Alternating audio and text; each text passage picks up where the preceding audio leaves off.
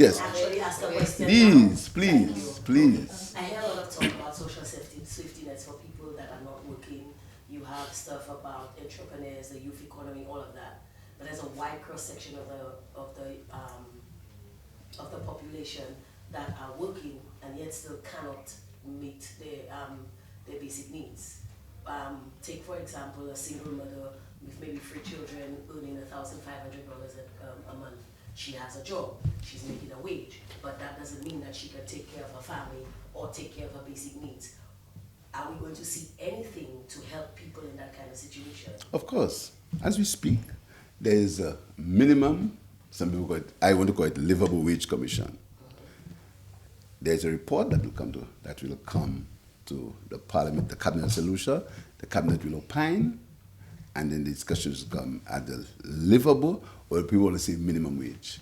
You see, these things come, it's a process that you have to plan. Politicians in opposition normally make these proclamations because they are in opposition. Listen to me. Let me tell you what this government has done to control inflation. This is what we've done. Because we seem to have forgotten. This is what it's done to control inflation. Inflation is a function of outside. As we speak, inflation on the outside is said to be abating in certain countries. Said to be abating. In the US, inflation was, I think, 4%. We want to pretend in St. Lucia as if we exist in an environment of our own. That is pretense and bordering on hypocrisy. Inflation is a function of outside the country. Here's what causes inflation. Not only the price of goods, the cost of shipping. After 9/11, there were supply chain dysfunctions that created a problem in shipping. Right now, shipping from China, the price is going down, but it has not changed from the US because there's still these problems. So here's what is going to happen. When the shipping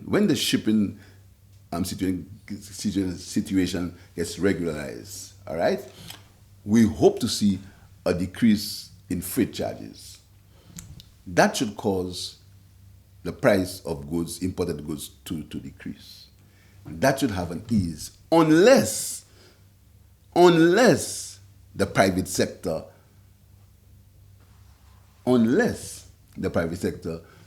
does not work with the prevailing economic environment and bring the prices down. Good? Now, so the minimum, I want to go on the livable wage. It's very important to me because I've been advocating that for a long while. The livable wage has to be a discussion between investors, commerce, the trade unions, and the government. We need to have a balance. We need to have a social partnership as far as that's concerned.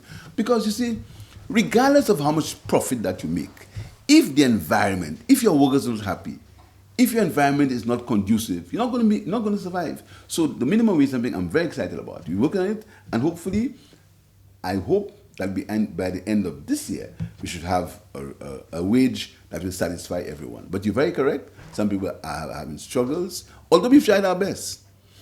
The goods in the basket, there's no service charge on them.